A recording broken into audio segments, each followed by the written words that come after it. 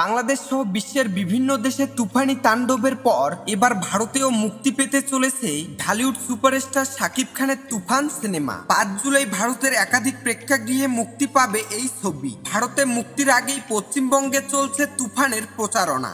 ইতিমধ্যেই কলকাতায় উড়াল দিয়েছেন শাকিব খান ও নির্মাতা রায়হান রাফি। সেখানে গিয়েই স্বচক্ষে তুফান উন্মাদনা দেখলেন রাফি। মেট্রো রেল থেকে বিলবোর্ড, কলকাতার রাস্তায় রাস্তায় ঝুলছে শাকিবের তুফানের পোস্টার। বুধবার কলকাতায় পা রেখেই এসব চিত্রের দেখা পেয়েছেন সিনেমার নির্মাতা। সামাজিক যোগাযোগ মাধ্যমে শেয়ার করে নিয়েছেন সেসব ছবি। তুফান মুক্তি উপলক্ষে বুধবার বিকেলের ফ্লাইটে কলকাতা উড়াল দিয়েছেন শাকিব খান। সেখানে পশ্চিমবঙ্গের প্রযোজনা প্রতিষ্ঠান SVF এর আয়োজনে প্রচারণায় অংশ নেবেন তিনি। প্রিমিয়ার শো ও সংবাদ সম্মেলনে অংশ নেবেন। সঙ্গে থাকবেন পরিচালক রায়হান রাফি। চলচ্চিত্র সংশ্লিষ্টরা আশা করছেন বাংলাদেশের পর পশ্চিমবঙ্গে তুফান বেশ সাড়া ফেলবে। সেখানেও প্রেক্ষাগৃহে দর্শকরা এই ছবিটি লুফে নিবে। মুক্তির পর তুফান বর্তমানে একযোগে বিশ্বের 15টি দেশে চলছে। বর্তমানে দুবাই, আমেরিকা, লন্ডন, অস্ট্রেলিয়ার প্রবাসী দর্শকরা তুফান আগ্রহ নিয়ে উপভোগ করছেন।